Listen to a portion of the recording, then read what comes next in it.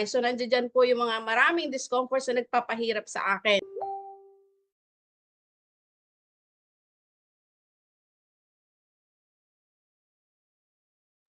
Jessie, nakamute ka po. Thank you.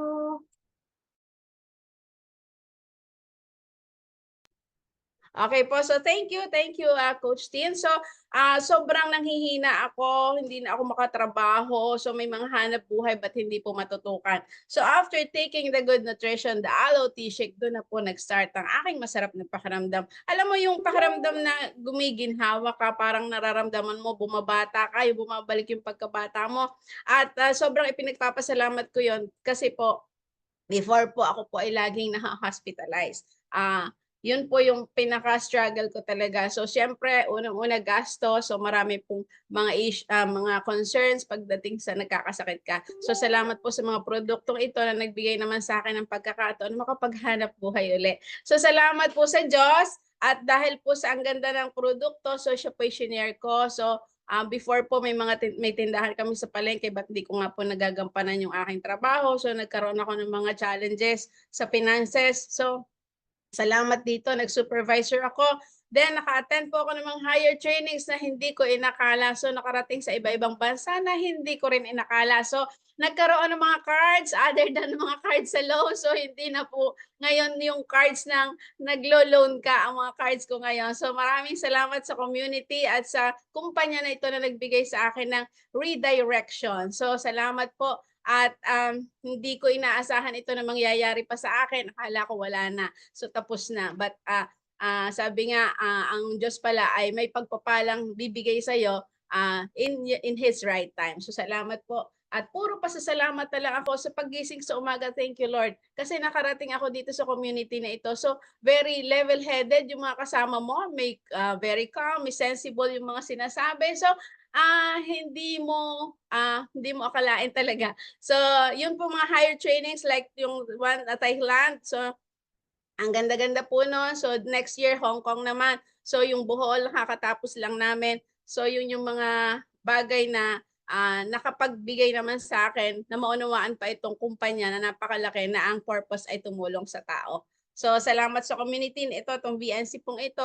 So, ang laking mga bagay naman, yung mga topic dito na apply ko sa aking sarili, sa aking buong pamilya, at sa mga taong nakakasalamuha ko, kilala man kita or hindi. So, i-share ko talaga ito sa'yo. So, huwag kang magagalit pag nakasalubong kita. Ikaw ay aking sharean. So, salamat po, Lord. Salamat sa kumpanya. Salamat po kay Mother Arlene. Yung every Sunday topic niya. Ang laking bagay naman, paano ko dalhin ang buhay ngayon, hindi na kagaya ng dati. Napagising pa lang sa umaga, stress no ngayon, kaya ko nang i-handle ng nakangiti at talaga palang ang buhay ay very challenging. So, kailangan mo lang matutunan paano bumalanse. So, salamat po at salamat po sa pakikinig nyo. So, very basic po ngayon ang ating topic. Thank you sa nag-share ng aking slide.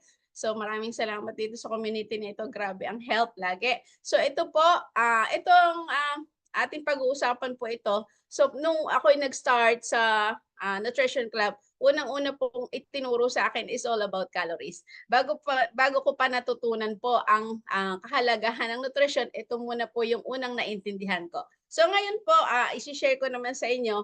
So sa mga naka-join po ngayon na hindi pa ito masyadong naunawaan, but mga coaches po alam na po nila ito. Calories and body weight basics. So ito po, nandiyan sa ilalim po yung ating source. Yes, thank you. So let's have our tea. So ano nga ba itong calories? So ito, unang-una, ito ay 2 units of energy, enerhiya, na kinakailangan ng ating katawan to fuel its functions and activities. Of course, like may mga ginagawa tayo, kahit nga ikaw ay tulog, may ginagawa yung katawan mo. So created from proteins, fats, and carbohydrates found in our food and beverage. Ito po, panoorin niyo po ito, yung ating maliit na video. Calories are in this cookie. How many are burned by 100 jumping jacks, or long distance running, or fidgeting? But what is a calorie really? And how many of them do we actually need? Calories are a way of keeping track of the body's energy budget. A healthy balance occurs when we put in about as much energy as we lose. If we consistently put more energy into our bodies than we burn, The excess will gradually be stored as fat in our cells and will gain weight. If we burn off more energy than we replenish, we'll lose weight. So we have to be able to measure the energy we consume and use, and we do so with a unit called the calorie. 1 calorie, the kind we measure in food, also called a large calorie, is defined as the amount of energy it would take to raise the temperature of 1 kilogram of water by 1 degree Celsius. Everything we consume has a calorie count, a measure of how much energy the item stores in its chemical bonds. The average pizza slice has 272 calories. There are about 78 in a piece of bread, and an apple has about 52. That energy is released during digestion and stored in other molecules that can be broken down to provide energy when the body needs it. It's used in 3 ways. About 10% enables digestion, about 20% fuels physical activity, and the biggest chunk, around 70%, supports the basic functions of our organs and tissues. That third usage corresponds to your basal metabolic rate, a number of calories you would need to survive if you weren't eating or moving around. Add in some physical activity and digestion, and you arrive at the official guidelines for how many calories the average person requires each day, 2,000 for women and 2,500 for men. Those estimates are based on Yes, so ihinto na po natin dyan. So ako po, nung ako ay nag-program, so pagdating ko sa Nutrition Club, nung ako ay itimbangin, so nung makita yung dami ng stored fats ko sa aking katawan, doon ko na naunawaan bakit ako nagkakasakit. So ang laking bagay na naintindihan ko yon. So lagi kong ipinagpapasalamat ito sa aking coach, Coach Ian Dayo, kasi siya yung intindi sa akin all about calories at gaano karami lang ang kaya kong makonsume on a daily basis. So, magpasalamat po kayo sa inyong mga coaches kung nandiyan sila kasi hindi natin matututunan ito kung wala pong nag-guide sa atin. So, ang mga calories next po. calories are in So, paano nga ba tumatrabaho ang calories at gaano karami ang kailangan ng katawan mo? So, the number of calories we need each day. So, depende ito. Gaano ka kabigat? So, gaano kabigat yung muscle mo at gaano naman yung activity or gaano ka ka-active. So, ganito po dito sa kabilang side ng ating picture, ng ating image. So, makikita po natin yung mga macros na tinatawag like protein, carbs, and fats. So, yan yung mga kinakain natin on a regular basis. So, nakukuha po dyan yung energy na tinatawag or yung tinatawag na calories. So, eto, pagka kumain ka ng tama lang or nagkarga ka or nag-intake ka ng calories na equal to your activities, so yun ang tinatawag na magme-maintain ka lang.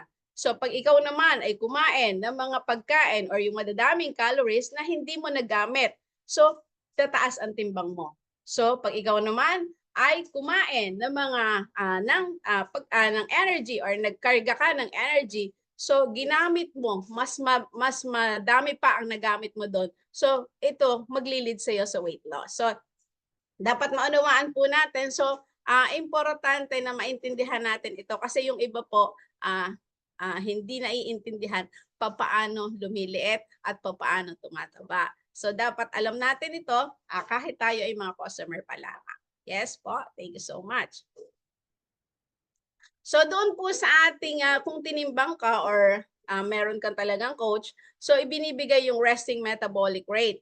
Yung gaano karami ang nabe-burn ng katawan mo kahit ka lang, wala kang masyadong ginagawa or wala kang activity or the usual activity na ginagawa mo, yung routine mo everyday. So balance calories from food and beverage with calories expended. Ito nga po yung sinasabi ko kanina, energy in equals to energy out, yan po. Yung pagkain at saka yung exercise na katapat nito. Kaya lagi ring tinuturo dito sa atin sa VNC yung 20% exercise kasama ng mga kinakain natin on a regular basis. Thank you so much.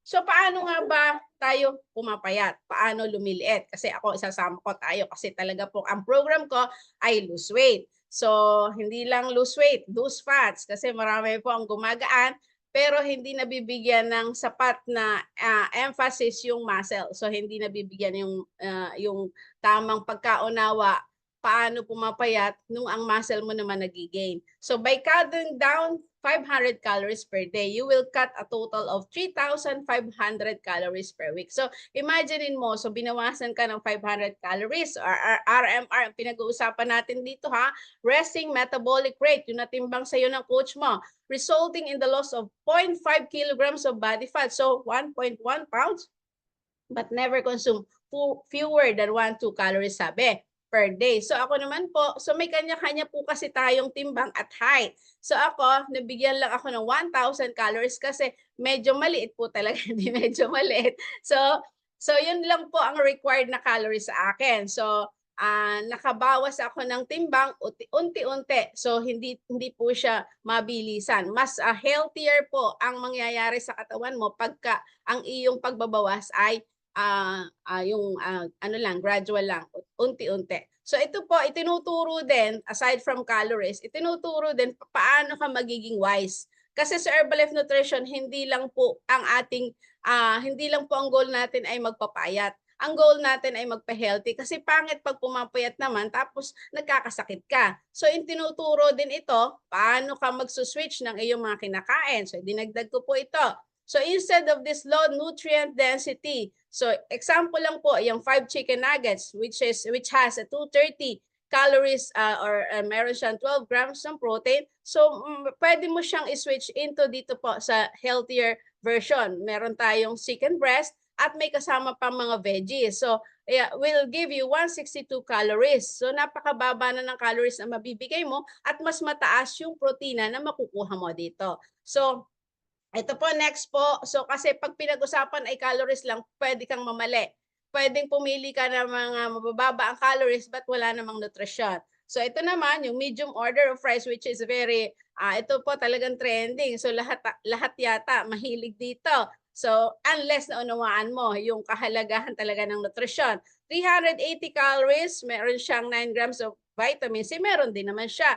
But pwede mo siyang dito sa kabila, medium baked potato. So iba na yung way of cooking niya. 161 calories lang ang calories na meron diyan. Meron siyang 17 milligrams na vitamin C. So i-compare niyo po gaano kalaki yung diferensya pagdating sa calories at doon sa sustansya na makukuha mo. Slice of apple pie, 411 calories, which has 4 grams of fiber. Pwede kang mag-switch into a medium apple, 95 calories lang at meron din siyang fiber. So sa pagpili mo ng mga pagkain na i-incorporate mo doon sa iyong tinatawag na magic number. So ito pa gamit na gamit, mga magic number, but hindi po siya accurate ha. So meron tayong mga nutrition expert po talaga na sila ang nagbibigay ng eksakto or tamang ano. So tayo pa yung mga wellness coach, more or less, yun po yung ating ginagamit. Yes, thank you so much po.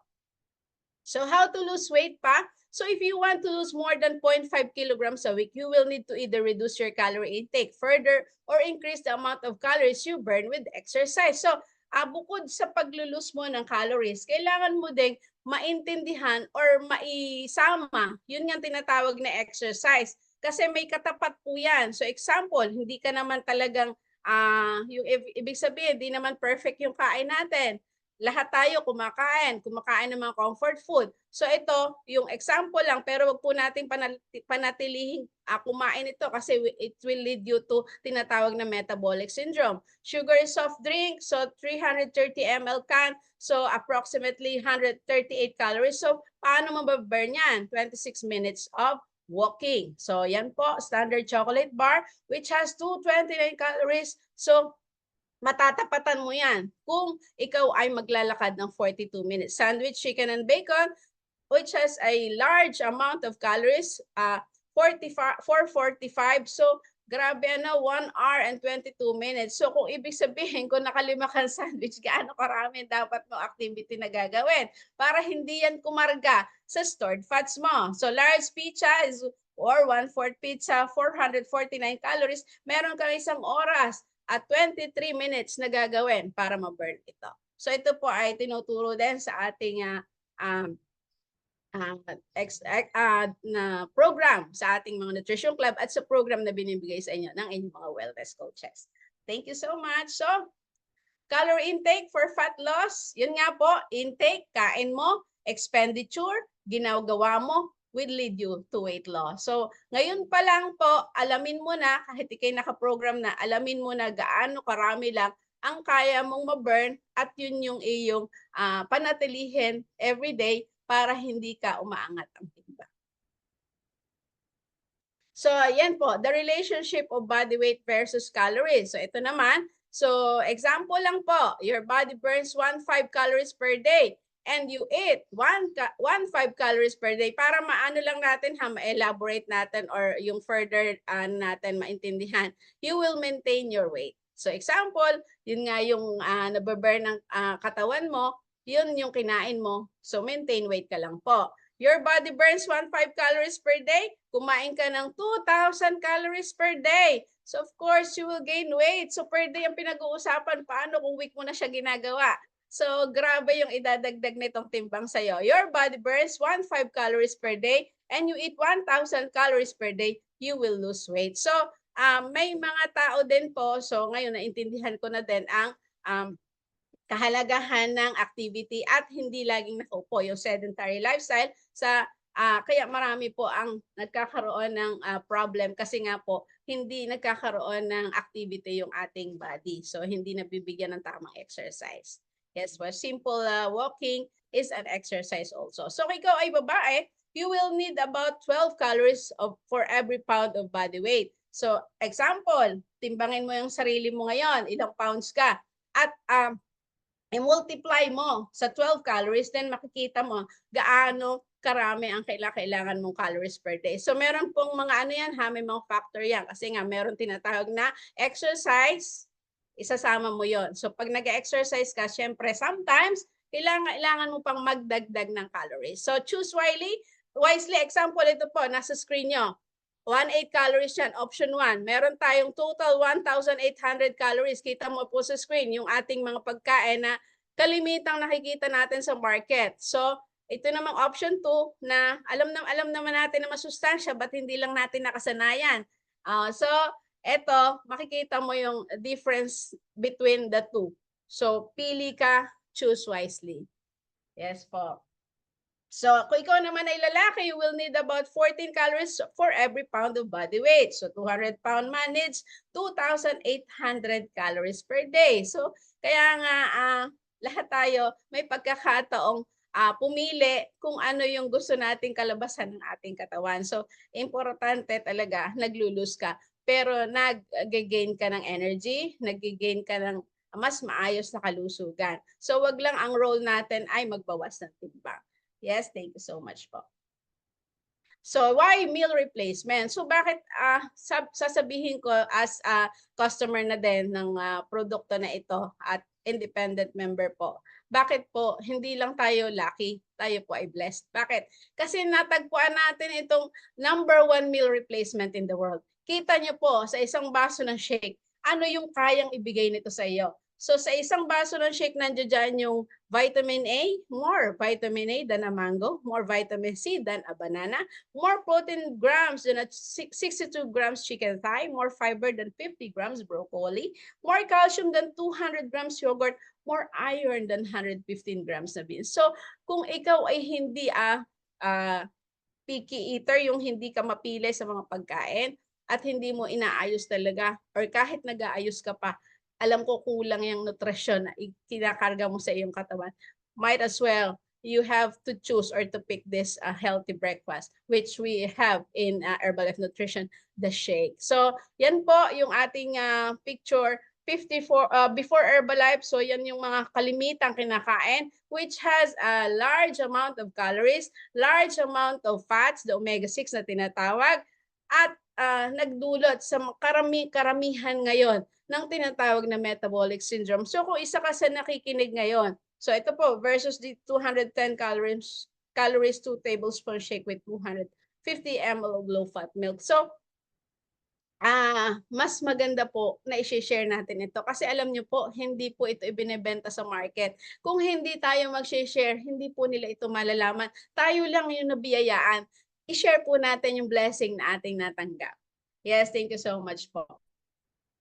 So ito yung mga produkto na nagpabago sa aking pakaramdam, nagpabago sa estado ng aking buhay. Kasi unang-una, sabi nga, health ang pinaka-importante. Kasi kahit pag-aano kayaman ka, kung may sakit ka, alam mo ba, na hindi mo mapapansin yung yaman mo. So, disclaimer lang po ha, hindi po tayo, hindi naman ibig sabihin ay huwag kang magpayaman. So, ang ibig ko lang sabihin, number 1 talaga na ilalagay natin sa ating isip ay yung maging healthy tayo kasi para ka na rin mayaman. So, yan ang aloe tea shake na nagbigay sa akin ng masarap na pakiramdam. Kasama yung ito, iniinom po ito ng Mr. ko on a daily basis. Ito, Rebuild Strength. Nakikiinom din ako sa kanya pero favorite ko po ay shake with PPP o personalized protein powder. Kasama po itong mga simple probiotic na hindi ko inaalis sa aking shake or sa aking tea. Sinasama ko po siya. The fiber band na nakakatulong sa pag-eliminate ng ibang fats na meron sa ating kinakain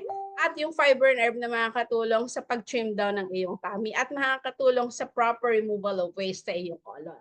So, yan po yung mga produkto na karaniwan or on a daily basis na iniinom ko at magandang inumin nating lahat. Kasama na ibang mga targeted nutrition like Herbalife Line, Mega Garlic. So, marami pong pangangailangan ng ating katawan na hindi natin na ibibigay. So, ang Herbalife Nutrition ay nandiyan dyan para tulungan tayo dyan sa ating mga pangangailangan. Yes, thank you so much po. At salamat po sa pakikinig ngayong umaga. Nawa po yung aking simpleng topic, calories ay may naidulot doon sa mga babago pa lang nakakarinig. Thank you so much, Doc Rio. Thank you so much po sa inyong lahat.